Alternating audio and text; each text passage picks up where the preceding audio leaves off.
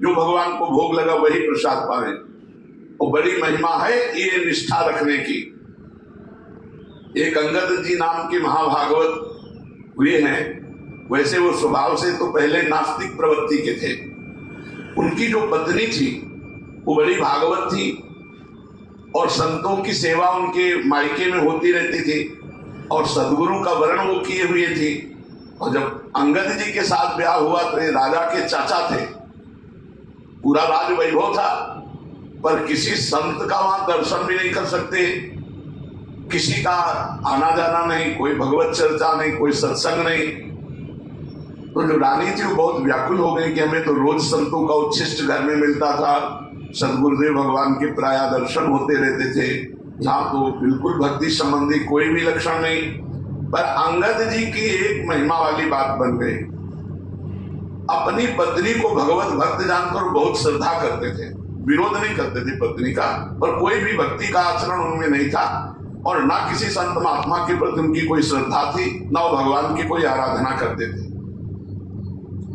जब काफी दिन हो गए संतों के दर्शन में तो व्याकुलता हुई रानी को, अंगद जी की पत्नी को, और मायके पत्र लिखा और मायके से प्रार्थना करवाई कि हमारे जो सदगुरुदेव भगवान उनसे प्रार्थना कर दो कि एक बार करुणा करके आप यहाँ आए और दर्शन दे दें, क्योंकि मैं यहाँ से निकल नहीं सकती आपके दर्शन हेतु, क्योंकि हमारे पति में बिल्कुल संतों के प्रति श्रद्धा नहीं।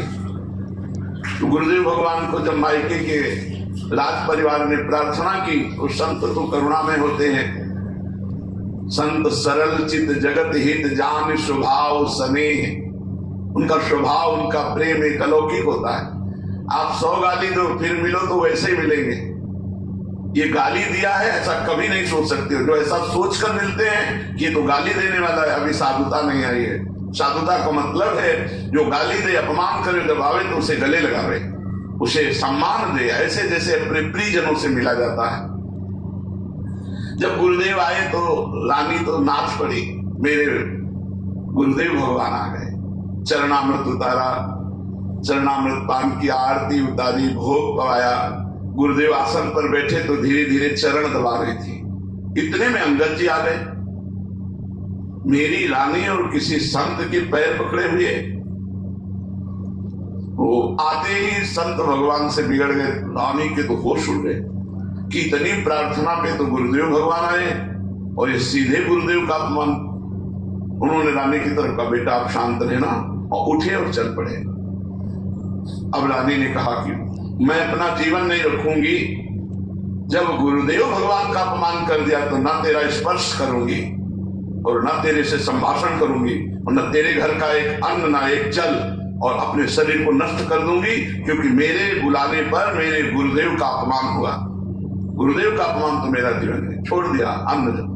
और अंगद जी बहुत आसक्त थे अपनी पत्नी पे, उनका हृदय बड़ो व्याकुल हो गया। अब वो अन्न जल सब छोड़े। जब कई दिन हो गए तो अंगद जी चरण पकड़ लिए पत्नी के और कहा, तुम्हें जानती हूं मैं तुम्हारे बिना जी नहीं सकता, तुम मुझे आज्ञा करो, तुम कैसे प्रसन्न होगी? तो बोले, जाओ हमारे गुरुदेव भगवान के चरण पकड़ो, उनको मना कर लाओ और यहाँ उनको भोग पाओ। यदि वो भोग यहाँ आकर पाले तो फिर हम उनका उच्छिष्ट पाएंगे और फिर हम जैसी हमारी दिनचर्या थी वैसी चलने लगी। अंगद जी भक्ति से नहीं गए, पत्नी के प्रति आसक्त होने के कारण वो संत के पास गए, चरण पकड़ा। संतों को तो कह रहे ना, कितनी बार उनका अपमान करो फिर जाके दंडवत कर दो, वैसे मिलेंगे। विमुख भय निमिषो ना अकृपा, जब चित है तब वैसे। हमारे स्वामी का स्वभाव है, ऐसे संतों का स्वभाव है। वो सहज आ गए, कोई ज्यादा मनाना नहीं पड़ा। चमत्कार, जे भी आए दोनों ने मिलकर चरण धोए, भोग लगाया। और ये सब अंगद जी भक्ति से नहीं कर रहे, पत्नी प्रसन्न हो जाए। और जे ही गुरुदेव का उच्छिष्ट और चरणामृत गया, पश्चाताप होने लगा, मैं कितना नास्तिक हूं, संतों के प्रति ऐसा भाव करता हूं, कितने कृपालु संत है। अब बुद्धि जो विपरीत चिंतन करती थी वो अनुकूल चिंतन करने लगी। पत्नी से कहा, आज तक का जीवन हमारा व्यर्थ गया, अब मुझे बताओ भक्ति कैसे करनी है। ठाकुर सेवा में सहयोग देने लगे अंगद जी, और बिना भोग लगाए अब कुछ नहीं पाते।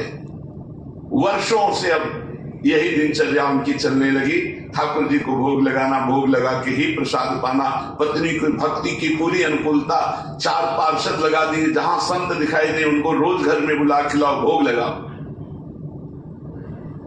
राजा अंगद जी का भतीजा था, वो अंगद जी बहुत वीर पुरुष थे। तो एक जगह किसी राजा के यहां चढ़ाई की तो उसका मुकुट जीत कर लाए थे, उसमें 101 हीरे थे। एक हीरा ऐसा कीमती था जो अमूल्य था। अंगद जी को पहचान थी, शेष हीरे तो राजा को दे दिए जो विजय करके लाए थे, एक हीरा ले लिया और कहा यह हीरा जगन्नाथ जी के मुकुट पर लगेगा। और राजा को जौहरी ने और मंत्री ने मिलकर बताया कि उस हीरे की कीमत तुम्हारा पूरा खजाना नहीं। तो राजा ने विनय की कि वो हीरा हमें दे दो, तो उन्होंने कहा नहीं, वो हीरा तो हमने जगन्नाथ जी को दे दिया। तो बुद्धि बदलने में देर नहीं लगती। राजा की बुद्धि में अंगद जी को मार दिया जाए, यद्यपि चाचा थे तो वैसे मारेंगे तो निंदा होगी। तो उन्होंने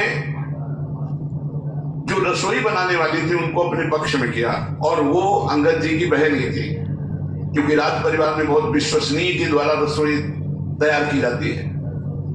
वही रोज रसोई तैयार करती थी। उनसे कहा कि तुम जितना धन कहोगी मैं दूंगा और तुम्हारी सेवकाई छूट जाएगी, तुम अंगद जी के भोजन में जहर मिला दो।